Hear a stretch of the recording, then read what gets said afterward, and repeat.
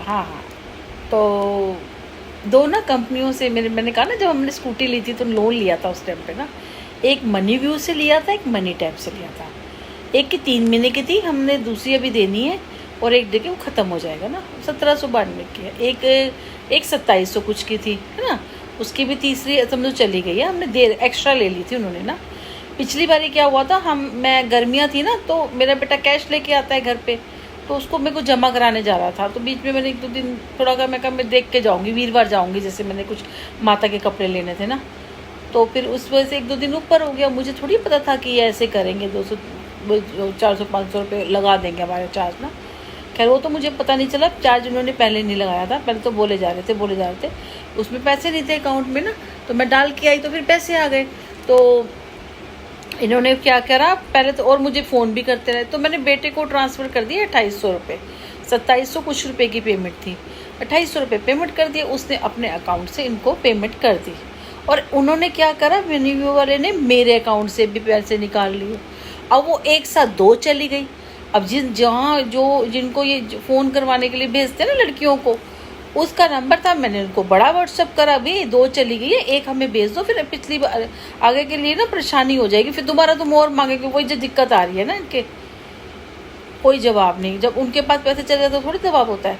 फिर पूरा महीना कोई नहीं, अभी जब फिर 3 तारीख आई, तो इन्होंने फिर पूरे पैसे तो नहीं मांगे, फिर इन्होंने कहा जी 508 रहते। वो 508 इसलिए कि वो 3 दिन का 125 रुपये के हिसाब से 3 दिन का इन्होंने मेरे को चार्ज लगा लिया था, क्योंकि 3 तारीख को देनी थी, शायद मैंने 5 को दी थी, पता नहीं 6-7 को, 3 दिन मतलब का लगा लिया था 125 के हिसाब से। हाँ हाँ, 3 दिन का ही ऐसे लगाया था, 3 या 4 दिन का। तो ये बताओ कि आपने, क्योंकि इस जुलाई की भी उन्होंने पहले ले ली थी ना, तो मेरे तो देने नहीं थे इस बारी। और अभी 500 रुपये थे ना, जो अभी इन्होंने वो 500 रुपये भी निकाल लिए, मुझे कोटक वालों ने बताया, क्योंकि कोटक वाले भी काटते हैं ना जब आपकी बाउंस हो जाती है।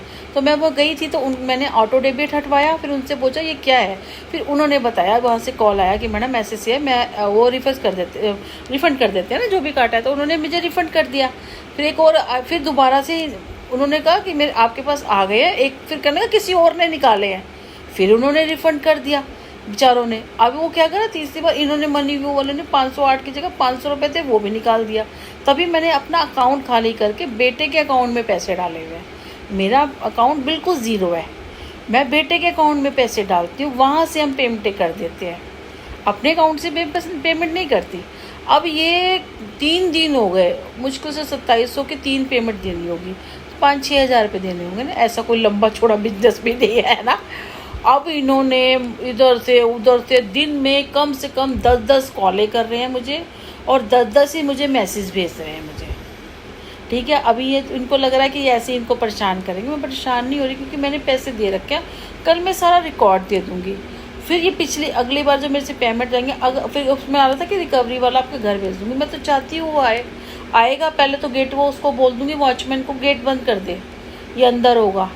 शर्मा जी ऊपर हैं, पेमेंटें मैंने कर रखी है, दोनों सारी पेमेंटें कर रखी हैं, सगों मेरा ही, जब आपने 508 रुपये मेरे से 3 दिन के लिए, तो आपने 1 महीने पहले भी तो मेरे से पेमेंट ले ली ना, ईएमआई कटती है वो, तो आपने तो वो उस दिन से 1 महीने का 125 रुपये के हिसाब से कितना बनता है, तो उतना इनको वापस करना पड़ेगा। और जो मुझे इन्होंने 10-10 कॉलें की, मेरे से मिसबिहेव किया, अगर वो आ गया तो वो हो गया, मतलब बहुत सारी चीज़ें जो मेरे को मैसेज की, जो मेरे को हरेसमेंट किया, उसका हर्जाना कौन भुगतेगा, है ना।